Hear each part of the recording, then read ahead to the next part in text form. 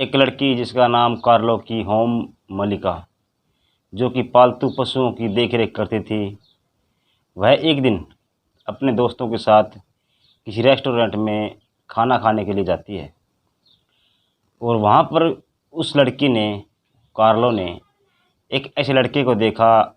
देखने के बाद वह अपनी नज़र उससे हटा नहीं पा रही थी। हर तरफ दिखाई देने वाला दृश्य वो कुछ नहीं देख रही थी, लेकिन उसको तो सिर्फ वो लड़का ही लड़का दिखाई दे रहा था। वह न तो दोस्तों के साथ बातें कर रही थी और न ही खाना खा रही थी। तो दोस्तों ने उसको बोला, अगर तेरे को खाना नहीं खाना था या हमारे साथ बातें नहीं करनी थी तो तुम यहाँ क्या लेने के लिए आई हो? अगर तुमको इतना पसंद है तो जाओ तुम उनसे बातें कर लो, तो सबसे अच्छा होगा। तो वह कार्लो वहाँ पे जाती है लड़के के पास और उसको बोलती है कि अगर तुम्हें कोई दिक्कत न हो तो क्या मैं तुमसे 2 मिनट बात कर सकती हूँ? तो वह लड़का उसके हामी में सिर हिला देता है। तो वह लड़की कहती है कि ये पहली नज़र वाला प्यार है, मुझे तुमसे पहली नज़र में प्यार हो गया था, इसलिए मैं तुमसे प्यार करने लगी हूँ और तुम्हारे साथ कुछ वक्त बिताना चाहती हूँ। अगर तुम्हें कोई इतराज़ ना हो, क्या हम दोनों कहीं बाहर चल सकते हैं? तो उस लड़के ने हामी भर दी और वह दोनों उस रेस्टोरेंट से निकलकर किसी दूसरे रेस्टोरेंट में चले जाते हैं और वहाँ पे वो दोनों पूरी रात एक साथ रहते हैं और वो फिजिकल रिलेशन भी बनाते हैं। जब दूसरी सुबह होती है तो वह लड़का कहीं और चला जाता है और लड़की अपने घर चली जाती है।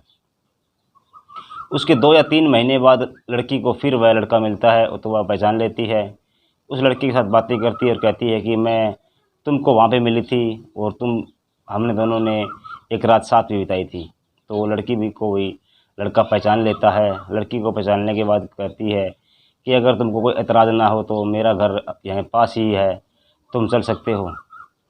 तो लड़का और वो लड़की दोनों उस लड़की के घर पे चले जाते हैं और घर वाले देखकर, इतने हैंडसम, इतने सुंदर लड़के को देखकर खुश हो जाते हैं और कहते हैं कि ये हमारे लड़की का, हमारी बेटी का बॉयफ्रेंड है। उन सभी को वह लड़का पसंद आ जाता है क्योंकि वह देखने में बहुत सुंदर, सुशील, कद-काठी में और लंबाई में बहुत अच्छा लड़का था। तो उनको देखकर लड़का उनके घर वालों को पसंद आ जाता है और कहते हैं कि अगर तुम इनसे शादी करना चाहती हो तो कर सकती हो, हमें कोई एतराज़ नहीं है। लेकिन लड़की की तरफ से अभी तक शादी की कोई बात नहीं हुई थी। तो वह कहती है कि हमारे घर वाले तुमको पसंद करते हैं और मैं तुमसे बहुत ज़्यादा प्यार करती हूँ, क्या तुम मेरे से शादी करोगे? यह बात सुनकर लड़का कुछ टाइम के लिए कोई जवाब नहीं देता है, लेकिन थोड़ी देर बाद वह बोलता है कि मैं तुमसे शादी कर लूँगा, लेकिन मेरी एक शर्त है। कहता है कि मुझे तुम्हारी छोटी बहन, जो कि 15.5 साल या 15 साल की थी, उसके साथ जैसे तुम्हारे साथ मैंने वक्त एक रात बिताई थी, इसी तरह तुम्हारी बहन के साथ भी मैं एक रात बिताना चाहता हूँ, उसके बाद मैं तुमसे शादी कर लूँगा। तो वो उसके प्यार में इतनी पागल थी कि उसको ये पता नहीं था कि तुम क्या कह रही हो और ये क्या कह रहा है। उसने हामी भर दी और बोली कि कोई वक्त देखेंगे, जब वक्त मिलेगा तो तुम्हारी ये भी इच्छा हम पूरी कर देंगे। तो उसके बाद उन दोनों का मिलना जुलना होने लगा। हर रोज़ मिलने लगे, हर रोज़ कभी होटल में, कभी कहीं वो मिलते रहते थे। उसके बाद उसने फिर एक दिन इजहार किया कि अगर तुम्हारी बहन को मेरे साथ एक रात के लिए नहीं भेजोगी तो मैं तुम्हारे साथ शादी नहीं करूँगी। यह बात 24 दिसंबर 1990 की है और 2 दिन के बाद क्रिसमस डे आने वाला था। तो उसने बोला कि ये तुम्हारा भी ख्वाब पूरा हो जाएगा, 2 दिन बाद क्रिसमस डे है, उस दिन तुम्हारा ये काम हो जाएगा। तो दोस्तों, बस उसी दिन के बाद ये कहानी चेंज होती है। ये घटना सुनाने जा रहा हूँ, आपके साथ में शेयर करने जा रहा हूँ। ये कहानी है उत्तरी अमेरिका के कनाडा की, जिसका एक शहर लगता है टोरंटो।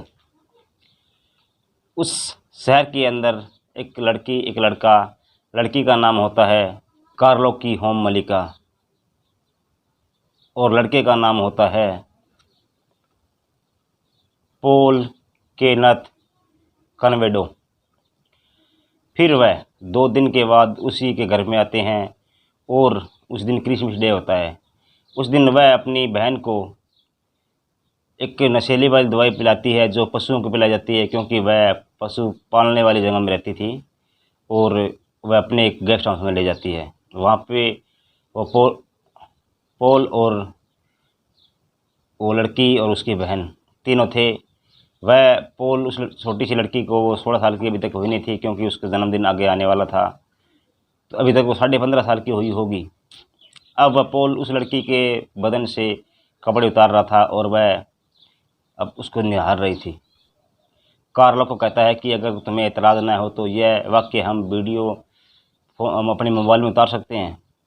तो वो लड़की हाँ, उसकी हाँ में हमें भर देती है। उसको यह पता नहीं होता कि तुम क्या करने जा रही हो, लेकिन वह खुद उसकी वीडियो बनाने लगी। उसके बाद उसने जो दवाई दी थी उसने बहुत ज़्यादा डोज दे दी थी। वो 3 या 4 घंटे के बाद में उल्टियाँ करने लग जाती है। तो वह लड़की का नाम होता है टॉमी होम मलिका, जो उसकी छोटी बहन थी। तो वह दौड़ी दौड़ी अपने माता पिता के साथ पास आती है और कहती है कि टॉमी को पता नहीं क्या हो गया, वह उल्टियाँ करने लगी है, मेरे को लगता है कि उसने ड्रग्स का डोज ज़्यादा ले लिया है आज। तो वह 911 नंबर पे कॉल करते हैं और वहाँ से हॉस्पिटल के कुछ सदस्य आते हैं और उसको हॉस्पिटल में ले जाते हैं। हॉस्पिटल में जाने के बाद वह 3 घंटे के बाद में दम तोड़ देती है और वह उसको डॉक्टर मृत घोषित कर देते हैं। घर वाले भी उसकी कोई पोस्टमार्टम और कुछ करवाते नहीं हैं, सीधे उसको घर पे ले जाते हैं। उसके बाद उसको दाह संस्कार करना होता है वो कर देते हैं। उसके बाद वह दोनों, लड़की के घर था वहाँ से चले जाते हैं और वो अलग कहीं और जगह रहने लग जाते हैं। उस जगह का नाम था पार्ट डलहौजी का बंगला। वहाँ पे वो किराए पर रहने लग जाते हैं।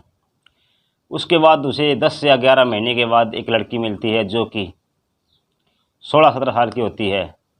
उसको वो लिफ्ट देने के बहाने से अपने गाड़ी में बिठा लेता है और उस बंगले पे ले आता है जहाँ पे वो रहते थे। उस लड़की का नाम होता है लेस्ली महाफौजी। तो वह उसी के साथ वहाँ ले जा कर के उसको डराता है, धमकाता है कि अगर तुमने ने ऐसा काम नहीं किया, क्योंकि इस बार वो दवाई नहीं पिलाते हैं, क्योंकि उनको पता था कि पीछे भी दवाई पिलाई थी तब उस लड़की की मौत हो गई थी। तो उनको डराते धमकाते हैं कि तुमको मार दिया जाएगा, ऐसे कर दिया जाएगा। उसके साथ डरा धमका कर उस लड़की के साथ बलात्कार किया जाता है। वैसे ही वो कपड़े उतारता है, वैसे ही उस लड़की की वीडियो बनाई जाती है और वह उसके साथ 24 घंटे तक सेक्स करता है जितना उससे हो जाता है। लेकिन वह लड़की 24 घंटे के लिए बर्दाश्त नहीं कर पाती है और वह लड़की, उसको इन्फेक्शन होता है और मर जाती है। उसके बाद उसको सोचता है कि इस लाश ठिकाने लगाएं, तो उस लड़की के वो छोटे छोटे टुकड़े करता है और पास ही नदी के अंदर डाल के आ जाता है। उसके बाद ये बात खबर अखबारों में छप जाती है। अखबारों में यही बात चलती रहती है और ये होती है कि शहर के अंदर पता नहीं कौन है ऐसा जो लड़कियों को उठाता है और ले जाकर बलात्कार करता है, उसके बाद उसी कत्ल कर देता है। तो वह उसको पता चल गया कि अब यहाँ हमारा रहना खतरे से खाली नहीं है। उस शहर को छोड़ देता है और वो कहीं आगे और चला जाता है। ये बात 1992 की होती है। अब वह दोनों एक स्कारब्रो नाम का कोई इलाका होता है, वहाँ पे चले जाते हैं। वहाँ पर अब Holi cross senior secondary school की लड़की 17 या 18 साल की लगभग होती है। उसको वह एक पता देने के बहाने से रोकता है। उसके जब वो पता बताती है तो उसको खींच कर गाड़ी में डाल लेता है और अपने बंगले पे ले जाता है। वहीं उसके साथ भी ऐसा ही सलूक किया जाता है और उसको साथ में वो कहती है कि अगर मेरे को छोड़ दोगे उसके बाद मैं अपनी मम्मी पापा को सब बताऊंगा और पुलिस के अंदर जाऊंगी और तुम्हारी जो भी तुम करतूत कर रहे हो वो तुम्हें बताऊंगी। लेकिन उसकी बीबी जो कार्लो थी वो भी वीडियो को रिकॉर्ड कर रही थी, हर वाक्य को रिकॉर्ड कर रही थी और उसके साथ में बलात्कार हो रहा था। लेकिन उसने, जब लड़के ने उसका विरोध किया तो उस लड़के ने पोलो ने उस लड़के पे एक भारी वस्तु से उसके सिर पे वार किया और वह मर गई। उसके बाद उसको वहाँ से कहीं दूसरी जगह उसकी डेड बॉडी को फेंक के आ गया। उसके बाद यही बात भी अखबारों में छपने लगी, हर जगह इसी बातें होने लगी कि पता नहीं कौन कैसे लड़कियों को उठाता है, अगवा करता है, उसके बाद बलात्कार करता है और लड़कियों को मार करके कहीं नदी में फेंकता है, कहीं टुकड़े कर देता है, कभी कुछ ऐसे होता है। हर जगह लड़कियों का अब दुख का माहौल हो चुका था, उनसे घर से निकलने दूभर हो चुका था। तो लड़कियां अपने घर से निकलने के लिए डर रही थी, पता नहीं किस टाइम क्या होगा और कब उनको उठा लिया जाएगा और कब उनका बलात्कार होगा। अब हर जगह हर टाइम लड़कियों के लिए एक डर का माहौल पैदा हो चुका था। अब शिकायत आती, लड़कियां हर शिकायत लेके आती, लड़के घर वाले, उनके मम्मी पापा जो भी आते, शिकायत सिर्फ यही होती कि लड़कियों को अब घर से निकलना दूभर हो चुका है। लड़की घर से जाए तो कब जाए पता नहीं, किसके साथ में कब उनको अगवा कर ले जाएगा और कब उनके साथ में क्या हुआ, अब कोई विश्वास नहीं है। तो लड़कियों की शिकायत करने के बाद उनके हुलिया एक स्केच बनाया गया। उनके कहने पर, उनके उनके मतलब सोचने के सिवा, ऐसे कहने के विरुद्ध उनको उन्होंने एक स्केच बनवाया। वो स्केच शहर के हर कोने में रख दिया गया। तो वो स्केच देखने के बाद पोलो का एक दोस्त पुलिस स्टेशन में आता है और वो कहता है कि एक्सक्यूज़ मी, अगर मुझे माफ़ करना, मैं बात रखना चाहता हूँ, अगर आपकी इजाज़त हो तो पुलिस वाले कहते हैं कि कोई बात नहीं है, आप बताओ अपनी क्या बात है। तो उन्होंने बताया कि जो आप स्केच बनवाया है वह मेरे दोस्त पोल के हूबहू उनसे मिलता है, क्यों ना आप उसको एक बार अरेस्ट करें और उसको पूछताछ की जाए। उसके कहने के बावजूद पहले तो पुलिस ने नहीं मानी, लेकिन जब दुनिया लोगों का दबाव था, शहर में ऐसे हरकतें हो रही थी, लेकिन उसके कहने पर उन्होंने उस पोल को अरेस्ट कर लिया और उससे पूछताछ करनी शुरू कर दी। लेकिन पोल भी बहुत शातिर था, उन्होंने पुलिस को इधर उधर गुमराह करता रहा। सच्ची बात थी वो उसने कभी बताई नहीं। लेकिन फिर पुलिस ने एक नया रवैया अपनाया और उसकी बीवी थी जो कार्लो, उसको उन्होंने अरेस्ट किया और उनको बोला कि अगर तुम सच्ची बात बता दोगी, सरकारी गवाह बन जाओगी, तो तुम्हें कम जेल होगी, कम सज़ा होगी, और अगर तुम नहीं बताओगी तो तुम्हें उम्र कैद भी हो सकती है। तो वह डर के मारे सब कुछ बयां कर देती, कहती है कि मेरे को इतना पता नहीं क्या हुआ था, लेकिन जो वाक़या था वो मैंने हर वाक़ये को वीडियो बनाई है, हर वाक़या मैंने अपने मोबाइल के अंदर कैद किया है, अपने कैमरे में कैद किया है, तो उस वह मेरे पास है, मैं दिखा सकती हूँ।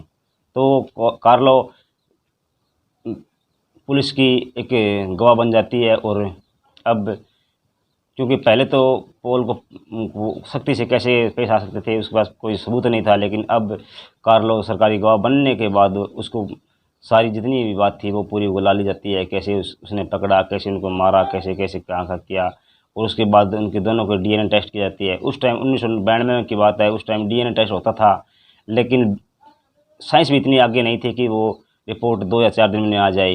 रिपोर्ट ही 2 महीने 3 महीने में आती थी। 2 महीने 3 महीने के बाद रिपोर्ट आई, और आने के बाद में उनका सैंपल ब्लड सैंपल मैच हो जाता है। उसके बाद उसको जेल भेज दिया जाता है। उसकी पोल को उम्र कैद होती है और उस कार्लो को 15 साल की कैद होती है जब सरकारी गवाह बनने के बाद। तो वो 2005 के अंदर उसकी सज़ा पूरी होती है। उसके बाद वो बाहर निकलती है, अपने घर आती है। घर जाने के बाद वो शादी करती है। शादी करने के बाद उसके 3 बच्चे होते हैं, लेकिन उसकी शादी कुछ दिन ही टिकती है। उसके बाद वह पति से तलाक ले लेती है और अब वो अकेली रह रही है।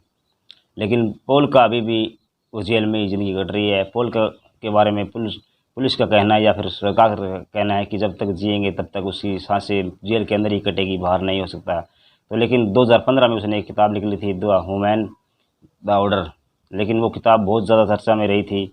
अमेज़न पे उसकी बिक्री भी बहुत हुई थी। लेकिन जब इस एक कातिल और एक बलात्कारी का लिखी हुई किताब थी, उसको लोगों ने पसंद नहीं किया, तो लोगों ने उनको बैन करवा दिया और वो किताब बैन हो चुकी है।